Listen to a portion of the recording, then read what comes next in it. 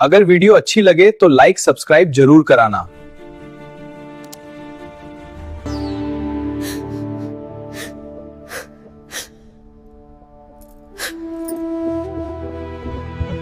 पलक, कहाँ है तू?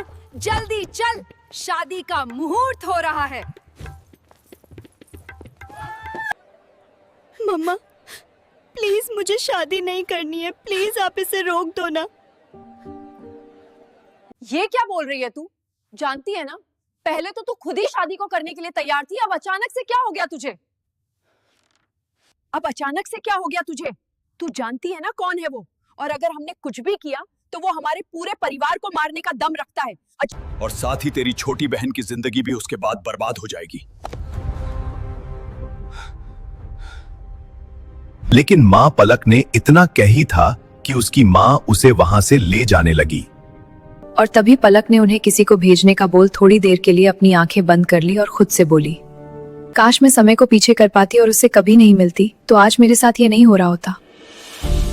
इतना बोलते हुए पलक उस दिन को याद करने लगती है जब यह सब कुछ शुरू हुआ था। मैं हूँ पलक कपूर, अरविंद कपूर और मल्लिका कपूर की बड़ी बेटी। हमारे पापा मुंबई के टॉप मोस्ट बिजनेसमैन में आते हैं और उसके साथ साथ मेरी एक छोटी बहन भी है जो मुझसे 1 साल छोटी है और उसका नाम है नित्या कपूर। हम दोनों ही एक दूसरे की पूरी दुनिया है और साथ में ही पढ़ाई शुरू होने की वजह से हम हमेशा साथ रहे हैं। अभी भी एक साथ ही ग्रेजुएट होने वाले हैं और इसी बात की चर्चा आज हमारी क्लास में हो रही है। चर्चा आज हमारी क्लास में हो रही है कि हम अपनी ग्रेजुएशन पार्टी कहाँ करें। देखो आदि, मैं कह रही हूँ हम सब एक बार सर से पूछते हैं ना, फंडिंग कर ताज होटल में पार्टी करते हैं। हाँ बिल्कुल। लेकिन बात कौन करेगा उनसे? एक लड़के ने सोचते हुए कहा, और कौन हमारी बहनों की जोड़ी पलक और नित्या जी। ये बातें सबके लिए जरूरी है। क्या हम इन्हें समझा सकते हैं? दोस्ती और संवाद का महत्व है। हर रिश्ते में संवाद होना चाहिए। पलक और नित्या का रिश्ता खास है। आओ मिलकर बात करें उनसे। लेकिन बात कौन करेगा उनसे? एक लड़के ने सोचते हुए कहा, और कौन हमारी बहनों की जोड़ी है पलक और नित्या जी की दोस्ती है। उनकी मुस्कुराहट सबको खुश करती है। खाना बनाना उनका पसंदीदा शौक है। पिकनिक पर उनका मजा अलग ही होता है। नाच गाना उनका फेवरेट है। एक दूसरे को गिफ्ट्स देना उन्हें पसंद है। सेल्फीज लेना उनका एक रिचुअल है। हर मुश्किल में एक दूसरे का साथ देते हैं। उनकी खुशियों में सब शामिल होते हैं।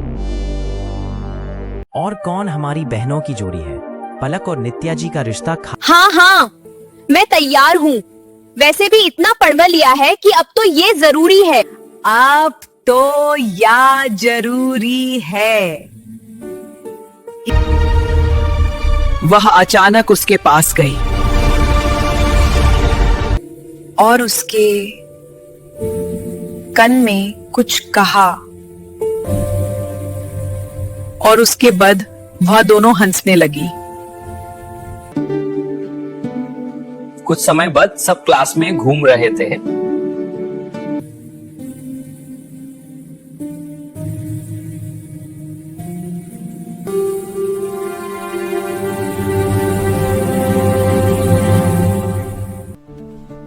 बोली, ताज होटल के पैसे हमें देने होंगे, बाकी सर दे देंगे। उनकी बात सुनकर वह सोच रहे थे कि हंसे या रोए,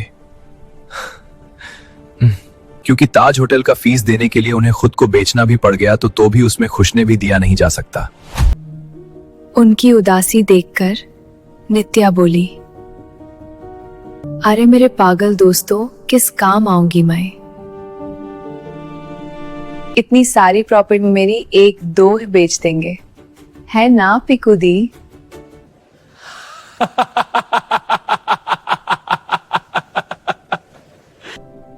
तू इतनी अच्छी क्यों है? काश मैं तुझे प्रोटेक्ट कर पाती। एक बड़ा सा मैंशन में चारों तरफ खून ही खून था और उसने इरिटेट होते हुए कहा, आज भी घर का हाल खराब कर रखा है इसने। अब जाकर देख लूं क्या कर रहा है मेरा यार। इतना कहकर वह अंदर एक बड़े से रूम की तरफ बढ़ा। गया जो हल्के ब्राउन कलर में पेंटेड था और वहां पर एक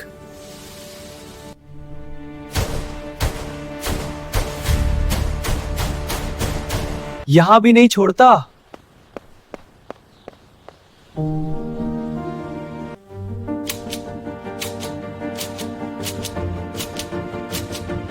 और उसकी आंखों में अंगारे दिख रहे थे। तभी उस लड़के ने उसी आवाज में दिया और यह सुनते ही उस दूसरे लड़के का गुस्सा थोड़ा शांत हो गया और उसने अपने बॉडीगार्ड्स को उस लाश को वहां से ले जाने का इशारा किया और वहां से उठ उस लड़के के गले लग गया। यार सत्यम कहाँ था तू?